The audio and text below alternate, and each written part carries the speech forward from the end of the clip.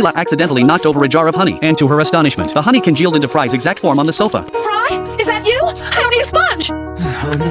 Why am I sticky and naked? Did I miss something fun? Professor Farnsworth scanned the honey figure and uncovered an incredible truth. Fry had once fallen into a river of honey, where his DNA and brainwaves had been preserved in the viscous substance. When this honey came into contact with bodily fluids Fry had previously left on the sofa, it miraculously regenerated into a replica of him. Fry's bizarre resurrection defied all scientific logic, but Leela didn't care. Just seeing Fry again was enough to fill her heart. That's when Honey Fry suddenly turned to her and pleaded for help. You have to wake up. Wake up!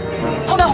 No! It can't be! Yet it was all just another dream. By this point, Leela could no longer distinguish between reality and illusion, teetering on the edge of a mental breakdown. Determined to find out if she was in the real world or a fantasy, she piloted a spaceship alone to locate Fry's coffin. However, when she opened it, she was met with a more surreal sight. There was no sign of Fry inside, only an eerie portal. Trapped in an endless cycle of dreams, Leela was surrounded by chaotic, illogical scenes. She tore apart the noise-producing walls and grabbed a jar of honey nearby. 3 more sips, and she would sink into a permanent sleep. She paused. Her only wish now was to reach the dream where only Fry existed. But just as she was about to take the 3rd sip, Fry's voice suddenly emanated from a photo frame beside her. Leela was completely dumbfounded. This dream felt far too real. She tried desperately to wake herself up, but in the end, she could only clutch Fry's photo frame and sob uncontrollably. After 2 weeks in a deep coma, Leela finally regained consciousness. It turned out that she had fallen into a coma after being stung by bees, while Fry had suffered a life-threatening stab wound earlier. He had made a full recovery following a spleen transplant. The neurotoxins in the bee venom had plunged Leela into endless, vivid dreams. Leela explained that during those 2 weeks, she had dreamed countless times, and in every dream, Fry had been urging her to wake up. When everyone heard this, they let out a collective sigh of relief. As it turned out, while Leela was comatose, Fry had never left her side. For 2 whole weeks, he had stayed by her bed, whispering softly in her ear and calling her name over and over again.